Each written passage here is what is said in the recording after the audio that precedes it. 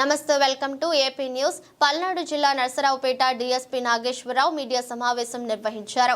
Media సమావేశంలో DSP Nageswararao మాట్లాడుతూ జిల్లా ఎస్పీ కంచి శ్రీనివాసరావు ఆదేశాల మేరకు పట్టణంలోని drunk and drive, minor driving, గంజాయి సేవించి వాహనాలు నడపటం, వాహనదారులకు సరైన ధ్రువపత్రాలు, లైసెన్స్ లేకపోయినా ద్విచక్ర వాహనాలను గుర్తించి తనిఖీలు నిర్వహించి సీజ్ చేశామని, సీజ్ చేసిన వాటిలో వాహనాలు మొత్తం 107 వాహనాలు అని నరసరావుపేట డీఎస్పీ నాగేశ్వరరావు మీడియా ద్వారా తెలిపారు.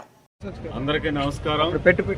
ఈరోజు పల్నాడు ఎస్పీ గారి ఆదేశాల మేరకు నరసరావుపేట టౌన్లో నరసరావుపేట 2 టౌన్ సిఐ గారి ఆధ్వర్యంలో 10 మంది ఎస్ఐలు మొత్తం కూడా రాబడిన సమాచారం మేరకు నరసరావుపేట టౌన్లో లైసెన్సులు లేకుండా డ్రంక్ అండ్ డ్రైవ్, తర్వాత మైనర్స్ డ్రైవింగు, నేమ్ ప్లేట్లు లేకుండా, సరైనటువంటి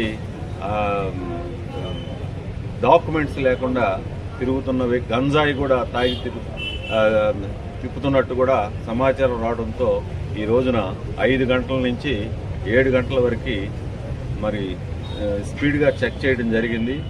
మీ అందరికీ తెలుసు, ఇప్పటికే 107 వెహికల్స్ని స్వాధీనపరుచుకున్నాం. వీటికి సరైన డాక్యుమెంట్స్ లేవు, సరైనటువంటి డ్రైవింగ్ చేయకుండా మరి ఉన్న